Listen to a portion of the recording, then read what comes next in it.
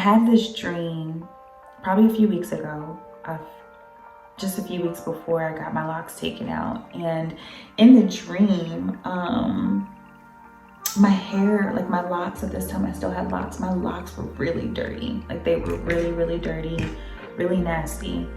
And I woke up like, what does that mean? And I shared it with Nate, and he was like, I don't know, you know, I don't know what that means. And he was like, maybe it's something with me, like, cause you know, it was dealing with my hair, my head, right? So he was like, maybe it has something to do with me as your head, you know, as your covering.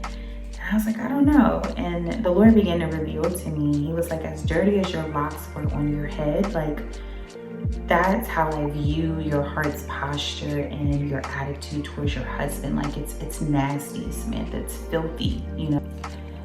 All right, y'all. So I just washed my hair for the first time since combing my locks out.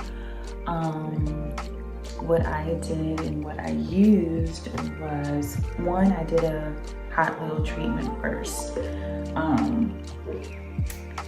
So I have this old bottle and I put some castor oil in it and a few drops of peppermint oil. So this is an old bottle. But here's the castor oil and one of these, okay, is the peppermint oil. So I put the castor oil in this bottle. I warmed it up for like 30 seconds and then I add like 13 drops of peppermint oil. Shook it up, put it all through my scalp, which y'all saw, and then I washed it. So for the wash, this is a shampoo that I was using while I was locked, and so I haven't had a chance to buy any new products really. So it's 50-50 Balance Hydrating Clarifying Shampoo by Giovanni. This is actually really good just to like clean the hair. And I wanted to clean my hair because, again, it's been locked for a little over 2 years, so it's dirty, right? Like that's what keeps it locked, the dirt, the dead hair, cells, all that stuff. It's nasty when you think about it, but it's fine. I enjoyed being locked. And so I used this shampoo. I used it like 3 times to really clean my hair. And then because it's a clarifying shampoo, I went in after and used Design Essentials Peppermint and Aloe like moisturizing shampoo to put some of that moisture back. So the next thing I want to do is a rice water rinse. I just fermented my own rice by putting some rice in a cup with some water, and I put it in our cupboard in the kitchen. It's been in there for a few days now. So instead of buying expensive rice water, you can just make your own. So sorry for the echo, sorry for the camera quality. It's like 1 in the morning. Nate's working an overnight shift. The boys are sleeping. So I wanted to just do my hair and, I don't know, chit chat with you guys while I did it. So as you guys can see, I have this going on, which is normal. Like it's been locked up. So there's a lot of hair that came out when my hair got combed out, which I'll talk about in a second. And then I just washed it and there's some hair in there, like a good amount came out. So this is all normal. Like I did a good amount of research on what the process of combing your locks out would look like. So I expected that there was going to be a good amount of just shedding and all that good stuff. So I'm trying to be gentle as possible. What I wanted to do was I wanted to kind of section my hair and just like loosely twist it up and then apply the rice water so it can kind of get into my scalp and I don't know, just kind of all over the hair rather than just sitting like on top of my fro. It's a lot of hair. I'm not trying to be a what do they call them, like the YouTubers that do like hair, they always put something up against their hand. But yeah, so this is what it's looking like. Look, there's more over here. So there's gonna be a lot of knots. I'm gonna have to go in and actually detangle it. But remember, like this is all dead hair, y'all. This is dead hair, you know, like I don't really know if there's a better way to do this. Probably should put like some conditioner on it or something. I mean, I could actually. Yeah, so I think I'm gonna put some conditioner on it to help with this process. So I'm not just, this probably isn't a good idea. But yeah, so it's a good amount coming out.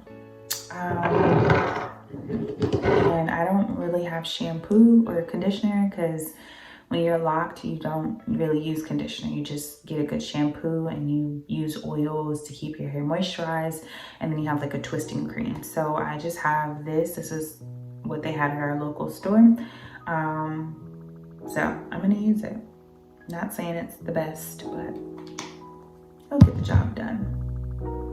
So, a few questions that I get about my locks that I'm gonna go ahead and answer is how long was I locked? So I was locked a little over 2 years. March 2022 made 2 years. So I was locked a little over 2 years. I'm just putting conditioner in my hand and I'm gonna put it in my hair.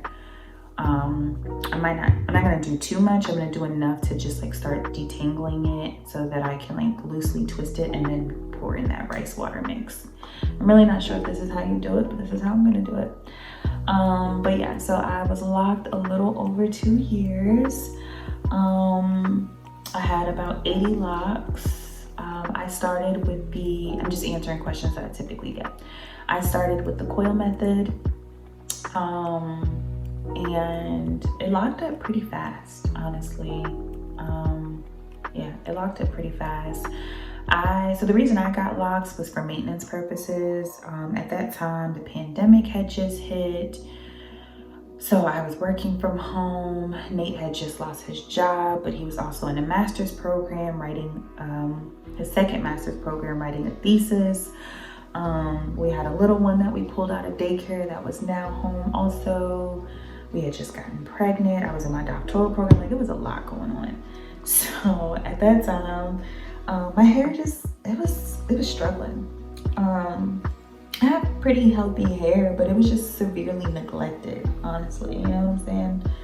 And I didn't have the money. We didn't have the money for me to get like a new protective style every 2 or 3 months.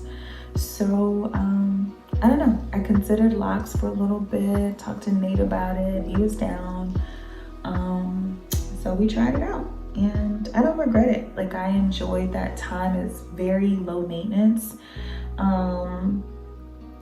Very, very low maintenance, which I loved with my busy lifestyle. So yeah, it was definitely low maintenance. But a lot of people are asking why I decided to take them out. And honestly, one, I just missed my loose natural hair, to be completely honest. It's a knot right there, but that's the main reason. I really missed it. And it was interesting because around the time that I really started like missing my hair and considering to take, I was considering taking my locks out, the Lord had really started dealing with me as it pertained to like my marriage and just like my heart's posture towards my husband, my attitude, just like me in my marriage. And this in no way is saying that my husband is perfect and like he doesn't ever do anything wrong. That's not what I'm saying at all. But yeah, like the Lord was just dealing with Samantha, right? Like so many times we can point the finger and we're like, well, what about him, God? Yeah, well, what about you, right?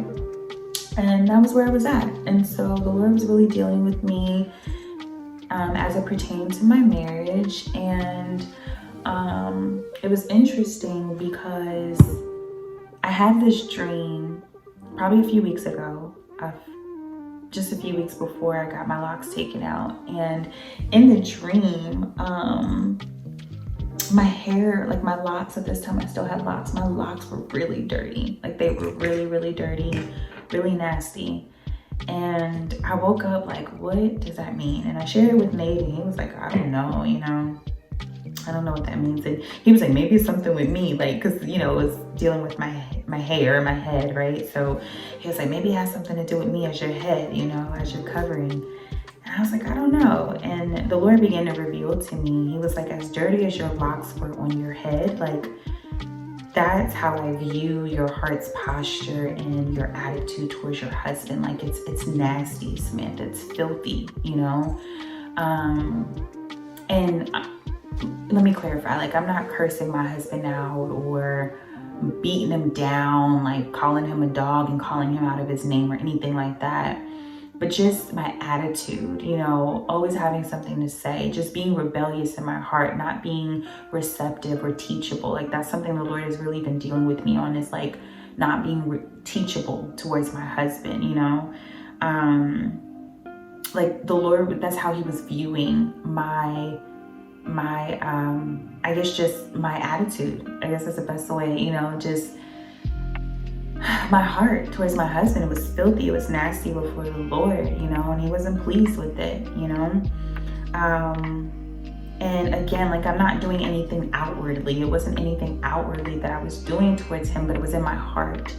In my heart, I was, you know, rolling my eyes. In my heart, I may have been quiet on the outside, like if he said something or did something and I was frustrated or irritated or I didn't agree, like I didn't say anything on the outside, but in my heart I was clapping back, you know. And it's funny because the scripture says like man knows the outward appearance, but it's God who knows the heart. And sometimes we use that scripture to like benefit us, like, oh well, God knows my heart. Sorry, I was ripping this off. God knows my heart. Yeah, you're right. He knows your heart, right? And what is the condition of your heart? And mine was just nasty. It wasn't pleasing before the Lord. And so I'm not saying that that's why I got my locks taken out. That's not why. But it was just interesting that in the time that I had the desire to take out my locks was a time that the Lord was dealing with me. And it was just a beautiful parallel. Like it was a great physical representation for me to like truly understand the heart of the Father as it pertained to my heart towards my husband. So yeah, and so it is interesting because just the process of getting my locks out, if you follow me on social media, I shared a little bit in my stories, and it was a process, y'all. You know, it took 25 hours and we didn't do that in one day. Like we thought it was going to be 8 hours, and it ended up being 25 hours altogether. Right. And even in that, like, I want y'all to hear the correlation, the parallel, right? Like something about me that Nate and I were talking about, he was like, you know, sometimes you're working on something and I feel like you just expect that you're going to get it right the next day. You're going to get it right immediately, you know, and some things take time. Like show yourself grace, you know. My husband's so gracious with me. And it's funny because it's the same thing with the locks, right? Like we thought it was going to take 8 hours to come out, and it did not take 8 hours. It took 3 days, over the span of 3 days, 25 hours for me to take my locks out, right? And so just the correlation in that, like it's not overnight. But I remember like the excitement, like, yeah, this is a lot of work, but on the other side, I get to get my hair back. I'm excited about trying new styles. Like I was putting a Pinterest board together. So again, the spiritual correlation is like, yeah, it takes time. It takes work. It's going to take energy. It may not be what you thought it was going to be, but what's on the other side of your obedience? You know what I'm saying? So much spiritual correlation. And it's just so crazy. Like even, you know, like when the locks were coming out, it's just like, man, the dirt that was in it and all the shedding, even the shedding now, right? It's interesting, right? Like just the correlation. I just thought it was so beautiful. And so again, this is not why I took my locks out, but it just gave it an even deeper meaning for me, like when I made the decision to take it out, especially as I started to see all the correlations that I feel like the Lord was trying to show me. So I guess that kind of answers the question of why I took my locks out. But yeah, it's kind of where I am now. I'm really excited about just styling my hair and doing my hair. And this also led me to like just want to chat a little bit about like femininity. Like that's an area that the Lord has been dealing with me on. It's just me exploring more about like my femininity and what that looks like, right? And I'm being careful when I say this because I know there's such like negative connotations around certain languages when it comes to the new age movement, such as like vibe or energy and stuff like that. So I want to clarify, I'm not talking about like new age type stuff, but you know, I'm just coming to understand that like femininity, like it's an energy, like it's not just outward appearance. It's not just lipstick and heels and pink, right? Like it's an energy that you're bringing to a space.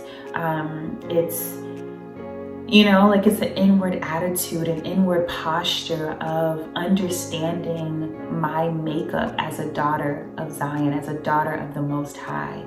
Understanding, you know, just my makeup and my design and the beauty in that, and leaning into that more. You know what I'm saying? Like accepting I am a woman, I'm a beautiful woman, you know, and there's beauty in being a woman, and just embracing that and all that comes with that.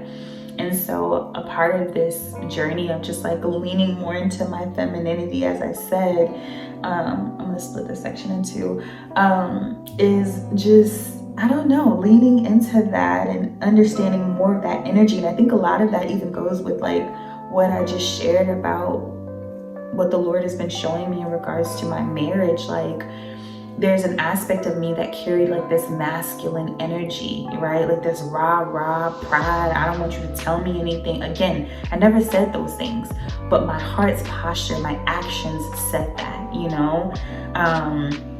I said I wanted him to lead, but my heart's posture was showing disapproval of every decision that he made to lead, right? And so then trying to manipulate so that I could lead. Again, not saying it, but in my actions. And so again, like I've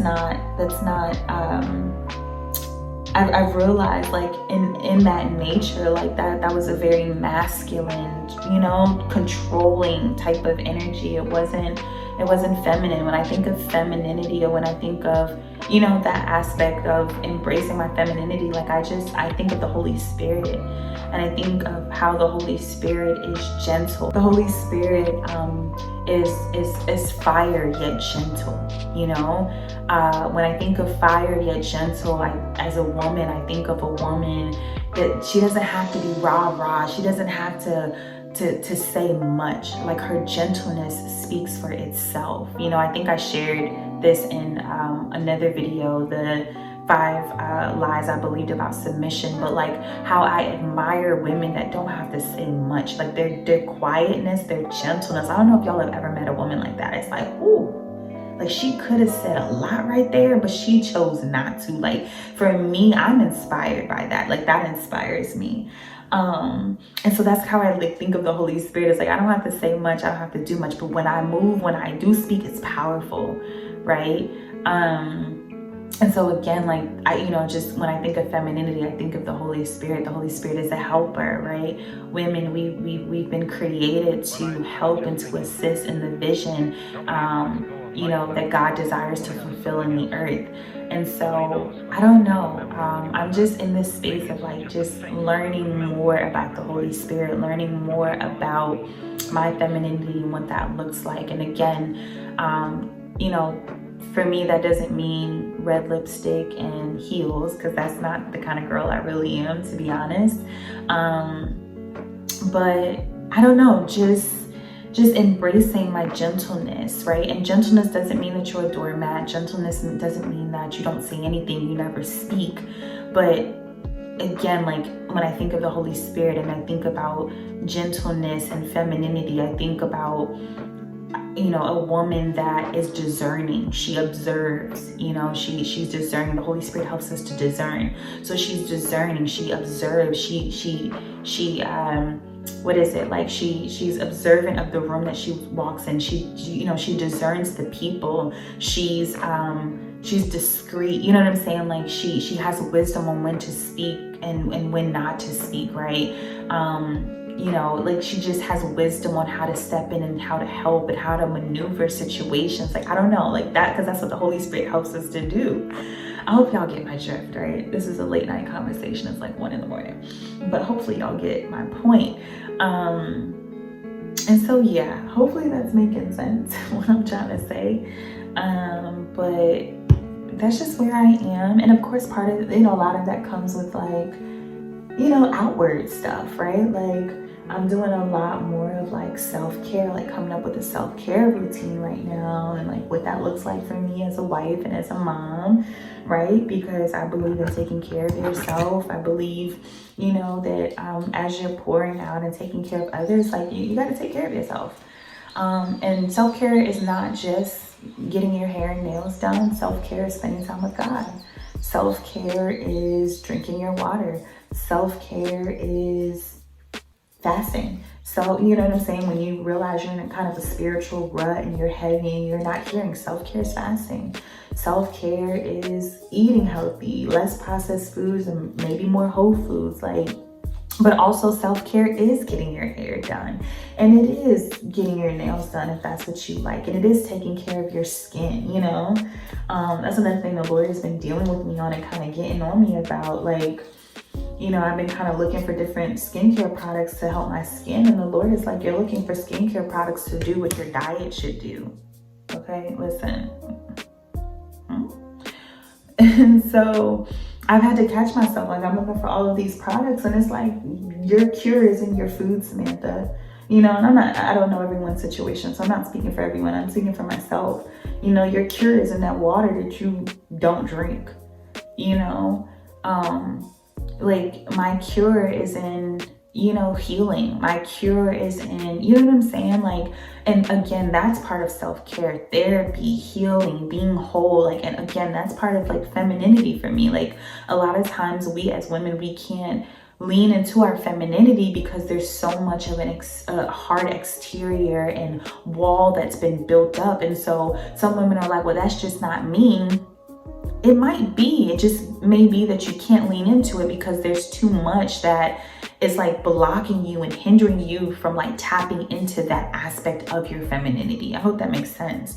Like, some of it is unhealed trauma. Some of it is just a negative self-view. Like, there's an aspect of us that causes us to build that wall, that causes us to be hard and be masculine. So you can't lean into that femininity.